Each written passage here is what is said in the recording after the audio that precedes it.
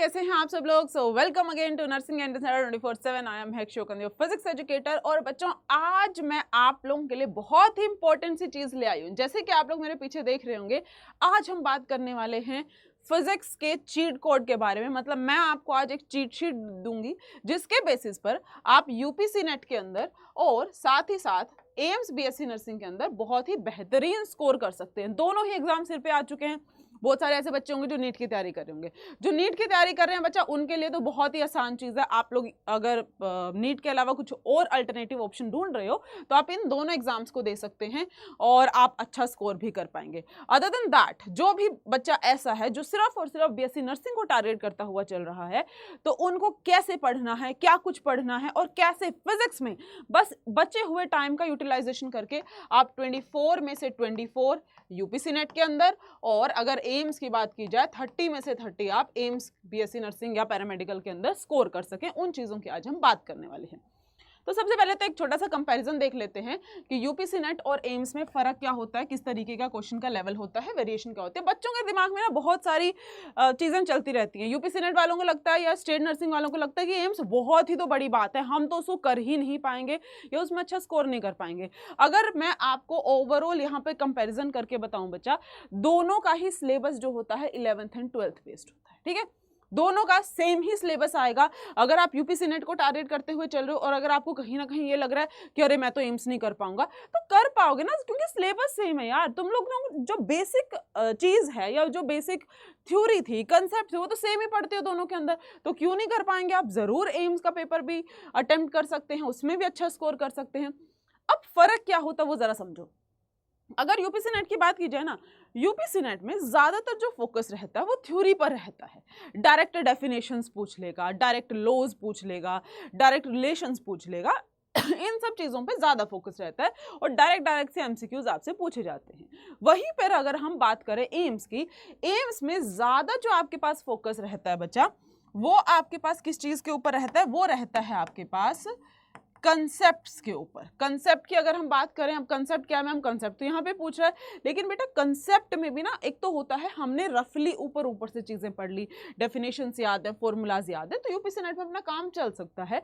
लेकिन एम्स के लिए आपको फॉर्मूलाज टिप्स पे याद होने चाहिए, आपको अप्लाई करना आना चाहिए उन फॉर्मूलाज को, क्योंकि यहाँ पर जो आपका पेपर रहता है वो ज्यादातर न्यूमेरिकल बेस्ड रहता है। अब ऐसा नहीं है कि नीट के जितना हाई लेवल या जेईई मेंस के जितना हाई लेवल आएगा, नहीं।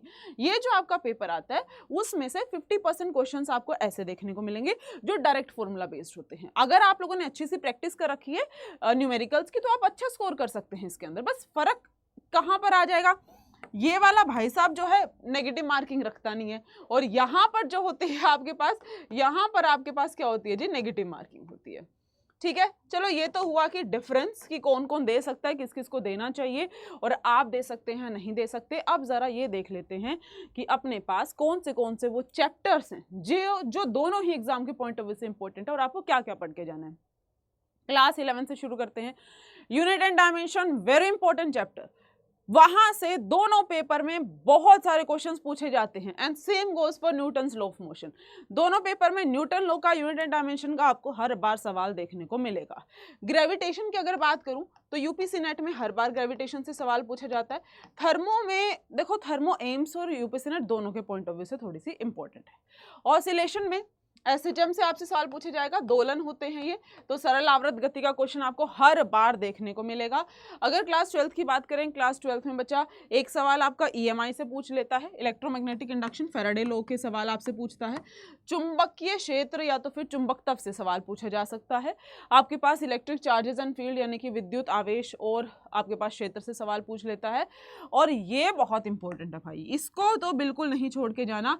दोनों ही पेपर में वेव ऑप्टिक्स का भी एक सवाल आपको देखने को मिलता है और रे ऑप्टिक्स का भी, यानी कि तरंग प्रकाशिकी और जो आपके पास क्या बोलते हैं इसको, रे ऑप्टिक्स है, दोनों से आपको सवाल देखने को मिलेंगे। ये है आप लोगों की चीट शीट कि अगर कुछ नहीं किया ना तो इन चैप्टर्स पर ध्यान दे लो, इन चैप्टर्स को पढ़ के चले जाइए, आप डेफिनेटली बहुत अच्छा स्कोर कर पाएंगे आपके बीएससी नर्सिंग एंट्रेंस एग्जामिनेशन में, B it aims, B it UPC net, या तो फिर बिहार के बच्चे हो, एमपी के बच्चे हो, कहीं के भी आप स्टूडेंट हैं और नर्सिंग एंट्रेंस एग्जाम को टारगेट कर रहे हैं। ये है जी आपके वो इंपॉर्टेंट चैप्टर जहां से हर बार सवाल पूछा जाता है। ठीक है, अब कैसे तैयारी कर सकते हैं बचे हुए समय में, इन चैप्टर्स पे कैसे फोकस किया जा सकता है, उसके लिए बच्चा आप क्या कर सकते हो, एक तो यूट्यूब की रेगुलर क्लासेस आपको करनी है, जो भी आपको यूट्यूब पे पढ़ाया जा रहा है मैक्सिमम अपने फ्रेंड्स के साथ शेयर कर दीजिए, रोज क्लासेस में आया करो। ठीक है, उसके अलावा आप क्या कर सकते हो, अड्डा 24/7 सर्च कर सकते हो